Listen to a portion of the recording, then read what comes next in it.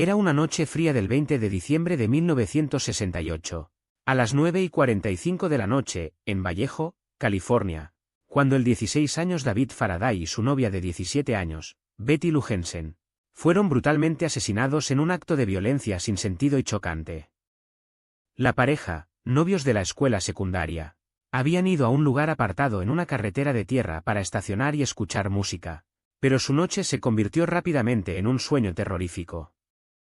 Mientras se sentaban estacionados en un coche, un asaltante desconocido emergió de la oscuridad y abrió fuego, golpeando a los adolescentes con una lluvia de balas. El sonido de los disparos resonó en el aire nocturno tranquilo, enviando ondas de choque a través de la comunidad. Este crimen aterrador fue solo el comienzo de una racha de terror que se apoderaría de California del Norte. A medida que se desenrollaba la escena aterradora, la carretera de tierra iluminada débilmente estaba bañada en la débil luz de los faros, la única luz en un paisaje de lo contrario oscuro y amenazante. El aire estaba cargado con el olor a agua salada y eucalipto, un contraste áspero con la brutalidad que pronto iba a desplegarse. El coche de las víctimas, un Chevrolet azul de 1966, estaba lleno de agujeros de bala, un testimonio del frenético violencia que se había desatado sobre ellos. Cristales rotos y tela rasgada cubrían el suelo, un recordatorio sombrío de las devastadoras consecuencias de esa noche fatídica. A medida que la oscuridad se cerraba, un sentimiento de miedo se apoderó de la escena, un sentimiento que pronto se convertiría en demasiado familiar. La persona que cometió este acto atroz era un personaje de un maestro de disfraz y engaño. No se sabía nada sobre ellos, ni siquiera su apariencia, pero sus acciones hablaban mucho sobre su psicología distorsionada. Eran un asesino frío y sanguinario, privado de empatía o remordimiento, impulsado por un deseo distorsionado de poder y control. El asesino del zodiaco, como se les llamaría, dejaría una senda de terror y muerte en su rastro, siempre manteniéndose un paso adelante de la ley. Su anonimato resultaría ser su mayor activo, dejando a la policía perpleja y al público en vilo. Los testigos informaron haber escuchado el sonido de los disparos y los neumáticos chirriando, pero nadie vio la cara del asesino. Una residente cercana, que había estado paseando a su perro en ese momento, afirmó haber escuchado el tiroteo, pero sus ojos estaban fijos en su mascota y no vio nada sospechoso. Otro testigo, un adolescente que había estado estacionado cerca, informó haber escuchado un coche acelerar desde la escena, pero no consiguió leer la matrícula. La policía fue llamada, pero cuando llegaron, el asesino ya se había ido, dejando atrás solo un mensaje criptográfico. A medida que los oficiales comenzaron a investigar, un sentimiento de inquietud se apoderó de la pequeña comunidad, un sentimiento de que esto era solo el comienzo de una larga y sangrienta pesadilla. Antes de seguir adelante, haga clic en el botón de suscripción y la campana. Publicamos nuevos casos todos los días. Voy a llevarlo de regreso al principio de esta historia, a un momento en que el asesino del zodiaco todavía era un personaje misterioso, una presencia fantasmal que acechaba por las calles de California del Norte. Era finales de la década de 1960, un momento de cambio social y agitación, cuando el movimiento contracultural estaba en pleno apogeo.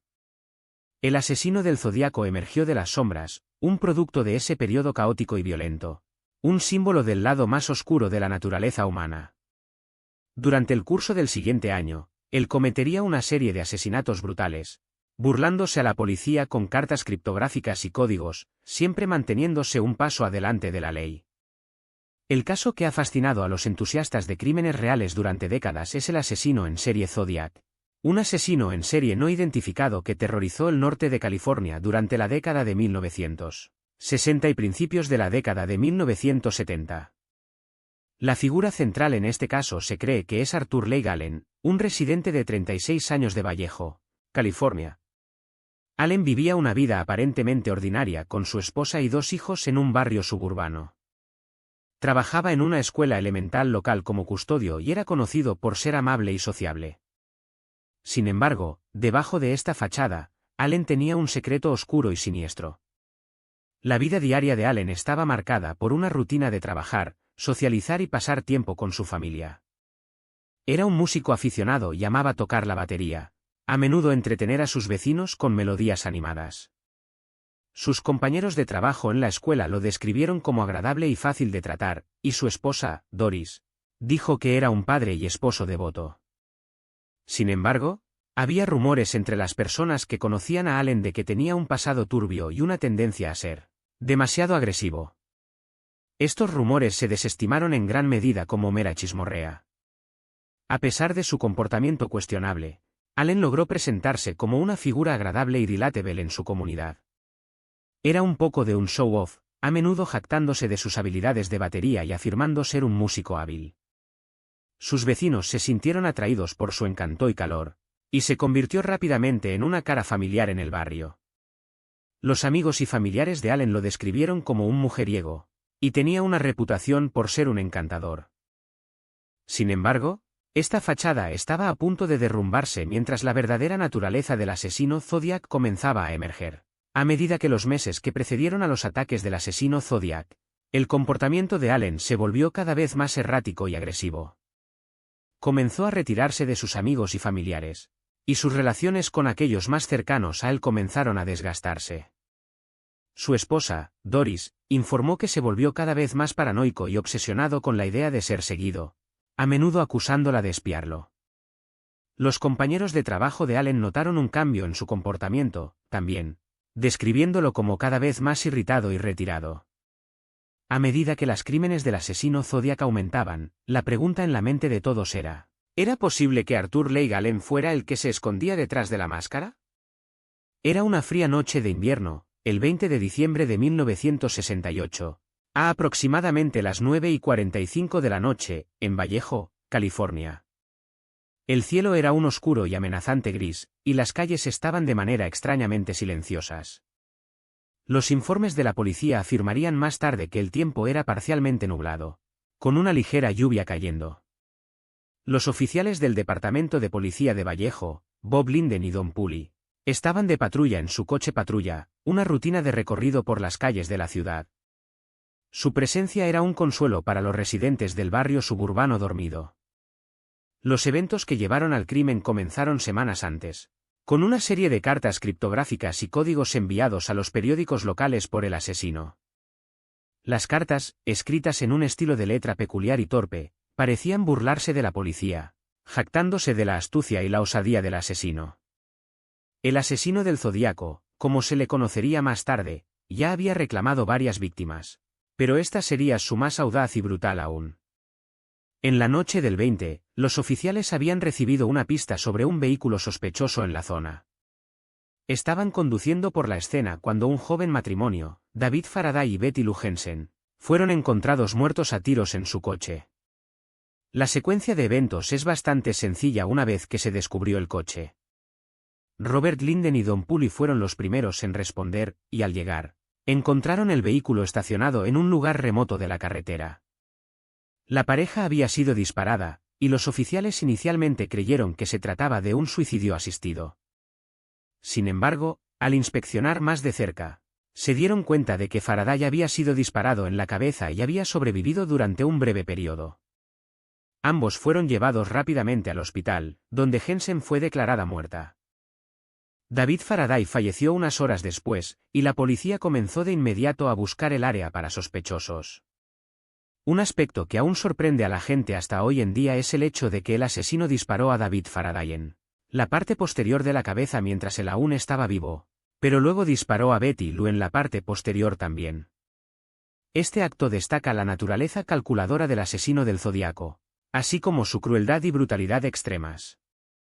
En una entrevista posterior, Bob Linden describió la escena como muy fría y sangrienta y simplemente brutal. Los detalles de este evento, especialmente el hecho de que David Faraday estaba vivo cuando fue disparado, lo convierten en uno de los crímenes más perturbadores de la historia. La respuesta policial al asesino en serie conocido como el cazador del Zodíaco fue inicialmente lenta y dispersa debido al hecho de que había múltiples víctimas y ninguna conexión clara entre ellas. El primer asesinato reportado fue el de David Faraday, un estudiante de secundaria de 17 años, y su cita, Betty Lou Jensen, en diciembre de 1968. La investigación policial que siguió fue liderada por el Departamento de Policía de Vallejo, Pero el caso fue eventualmente transferido a la FBI debido a la complejidad extrema de los crímenes. La policía recibió una carta enigmática del asesino en julio de 1969, en la que se hacía responsable de los asesinatos. Esta carta marcó el comienzo de una larga y frustrante investigación. La pieza clave de evidencia que cambió todo fue el famoso cifrado 408 del Cazador del Zodíaco, enviado al San Francisco Chronicle en julio de 1969. El cifrado era un mensaje codificado complejo que la policía no pudo descifrar, pero el periódico estaba ansioso por resolverlo, ofreciendo un premio de $6,000 a quien pudiera descifrar el código. El cifrado se convirtió en un sensacionalismo mediático, con muchos que afirmaban haberlo resuelto. Sin embargo, la policía no pudo verificar ninguna de las soluciones, y el cifrado permaneció como un misterio enigmático. Mientras tanto, el asesino continuó burlándose de la policía con cartas y mensajes enigmáticos. Los principales sospechosos en el caso del Cazador del Zodíaco incluyeron a Arthur Leigh Allen, un pederasta convicto que había sido investigado por la policía en la década de 1970. Richard Gajkowski, un periodista del San Francisco Chronicle, también fue un sospechoso debido a sus conexiones con el periódico y su supuesta familiaridad con el cifrado 408. Darrell Parker, un exmarinero, fue otro sospechoso que atrajo la atención debido a sus conexiones con las Fuerzas Armadas y su posesión de un rifle similar al utilizado en uno de los asesinatos. Sin embargo, ninguno de estos sospechosos fue nunca formalmente acusado de los crímenes. Al final, ninguno de los principales sospechosos fue condenado por los crímenes del Cazador del Zodíaco. El cebo en el caso fue la investigación de Arthur Leigh Allen, que dominó la investigación policial durante varios años.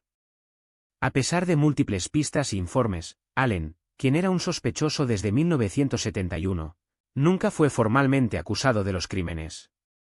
La investigación de Allen desperdició meses de tiempo y recursos valiosos. Y es posible que el asesino haya utilizado este tiempo para evadir la captura.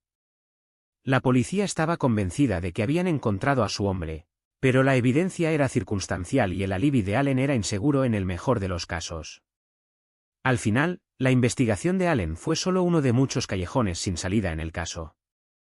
Después de años de investigación y teorías sin fin, el caso del asesino del Zodíaco tomó un giro inesperado cuando la publicación en 2018 de una película reveló una afirmación sorprendente de que Richard Gajkowski, un periodista retirado, era el posible sospechoso detrás de los infames asesinatos.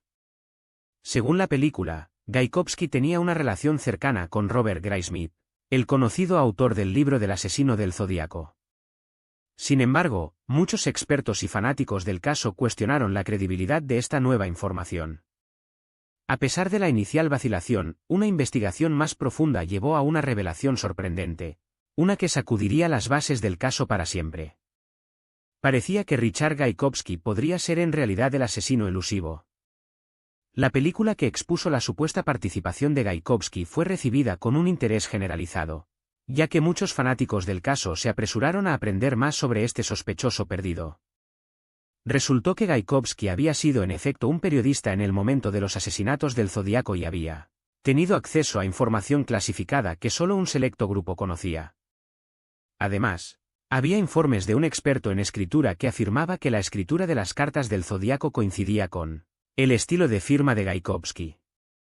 Algunos incluso llegaron a decir que la evidencia era abrumadora, dejando poco espacio para la duda.